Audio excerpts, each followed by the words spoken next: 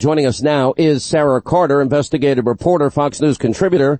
David Schoen is a civil liberties attorney, and welcome both of you to the program. Let me start with the legal question. Is Donald Trump right, David Schoen, that the fact that it was an illegal leak that started this special counsel, and if in fact there was no intelligence behind any of this investigation, does that mean that the appointment of the special counsel was illegal? I think it means a lot of things. Look, there's a bit of discretion in appointing a special counsel. I think it means a lot of things. If one can really show that ab initio, this investigation was illegal, what was presented to the court was omitted relevant facts, gave a skewed view of relevant facts. I think that people who have pled guilty have the opportunity now and should have the opportunity to reopen things and to see whether there was impeachment evidence withheld from them, but more importantly, whether there was exculpatory evidence withheld from them. And yes, the special prosecutor, the special counsel appointment may well have been inappropriate. I don't know if the term illegal is right here, but the whoever appointed. Well, if you use intelligence that you're not allowed to leak to a Columbia professor, I mean, that statement is true, right? Yes, those kinds of, if that's what you're talking about, that appears to be on the face of it something illegal, and completely inappropriate. And anyone implicated in the investigation is entitled to have that information, and people should be livid about it.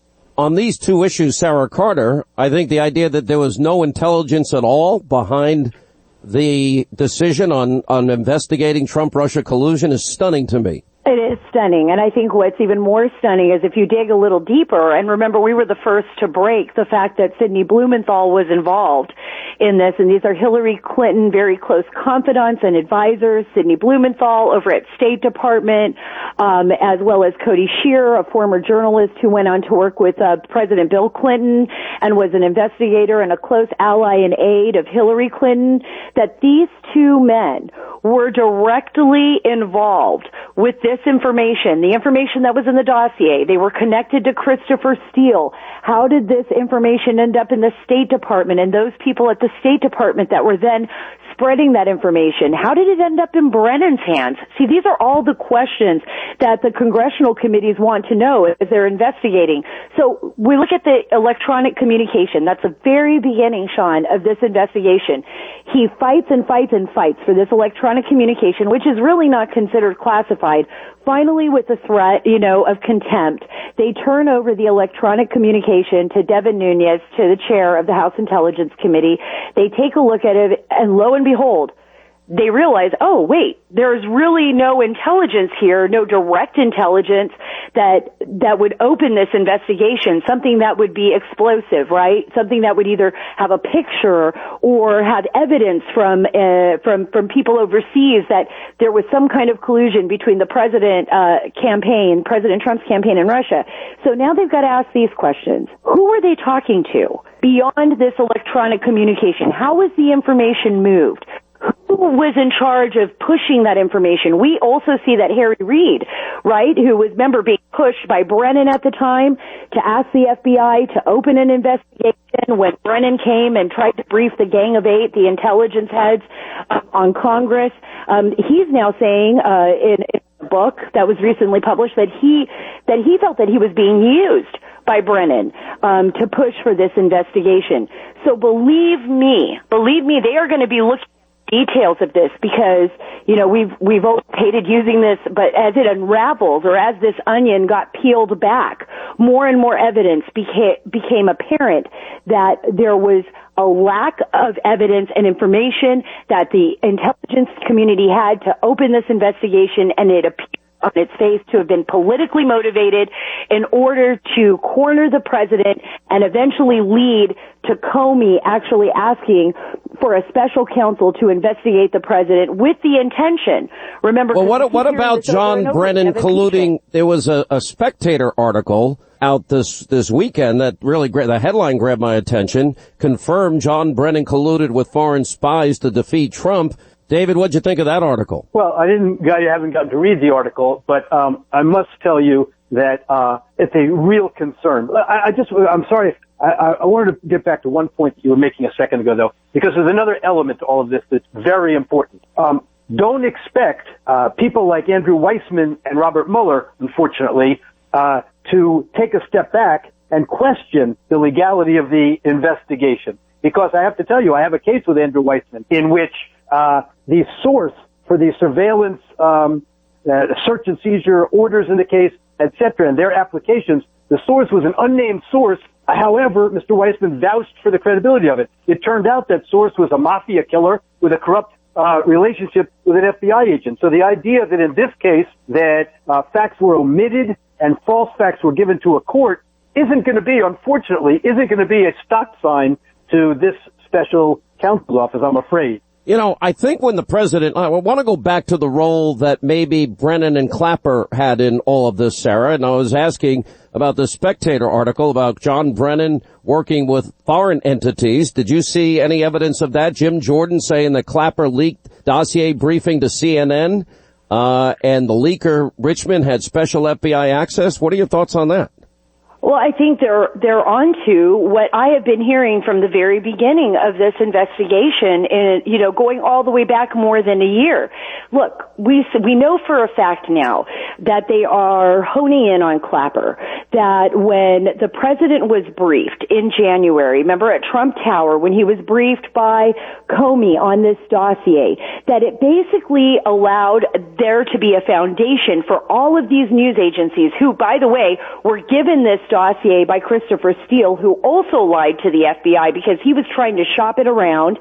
He was trying to shop the dossier around that he'd gotten the FBI to start the investigation on. They didn't want to run it because it was so salacious and so bizarre that most news agencies were terrified of running it. So they needed to have a news hook. They needed to have a platform. You have the briefing at Trump Tower. Then later, shortly after that briefing, which Clapper, by the way, according to Comey, directed Comey to brief him in private, to brief President-elect Trump in private. And then all of a sudden, it's leaked to CNN. Right now, we know that the congressional committees are investigating Clapper for that leak. And now, what is Clapper? Clapper is an analyst on CNN, a paid analyst. We also know that Brennan was closely involved. He was always working with Clapper on a variety of these issues. And now there's reports that Brennan had traveled to Moscow possibly during that time and had met with people in Moscow that they're looking into. This is very concerning because all of a sudden what they're trying to accuse President Trump of, and his campaign, which is collusion with the Russians, appears to be more and more collusion amongst our intelligence community, collusion between the Hillary Clinton campaign and foreign nationals and foreign ex-spies like Christopher Steele and Russians as well. So it's kind of flipped on its face. What they were trying to accuse the President Trump of and his campaign appears to be exactly what they were doing. That's why I called this at the beginning of the year of the boomerang. I didn't know how right I was. I knew we were right, and it's now coming to fruition. And obviously, deep state actors that now find themselves in the heart of all of this corruption are absolutely freaking out, as we can see. Stay right there. We'll come back. We'll continue with David Schoen and Sarah Carter. 800-941-SEAN, our toll-free telephone number.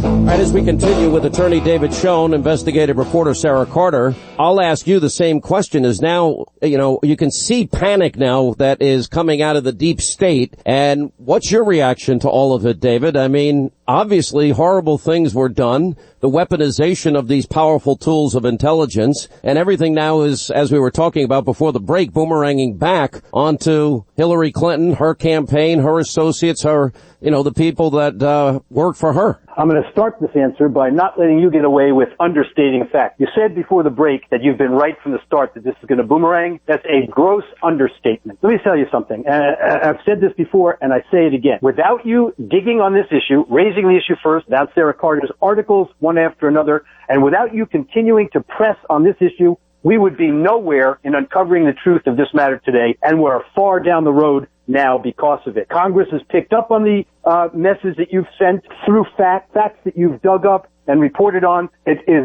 vitally important to any civil libertarian to have all of this stuff exposed. It's a very dangerous situation. I want to say this. You raised at the beginning of the show this DNC lawsuit that's been filed. It looks on the face of it like a frivolous case. They call it innovative. It clearly, as you said, is a fundraising technique an article on Bloomberg today, which before it was hot off the press, a fundraising letter went out. But I'm going to say this. I think it may be a foolish move also. By way of full disclosure, by the way, I have represented the National Democratic Party before when they were sued in a case and won that case at trial. I was proud to represent them. Completely unrelated case. This is a sad day for the Democratic National Committee, I have to say. But I think it's a foolish case mainly for this reason. I think it's going to open up all kinds of opportunities for whoever is defending this case on behalf of whichever defendant to depose, now fill in the blanks, McCabe, Comey, Hillary Clinton, all of the DNC folks, etc. You know, it's a little bit like we said after the OJ case. After the OJ case, OJ said he's dedicated to finding the true killer. And people joke, you know, he's going to fill his house up with mirrors after that. There's something to that in this case. I think they're really opening a can of worms. If this gets past a motion to dismiss, there's got to be full discovery of every DNC figure and all of these folks in the intelligence community, etc. What did they know? When did they know it? What did they leak? When did they leak it? And to whom? All right, I guess we're out of time, Sarah. Sorry, but I'm sorry. I think we're seeing both of you tonight on Hannity, so thank you both for being with us. We appreciate it.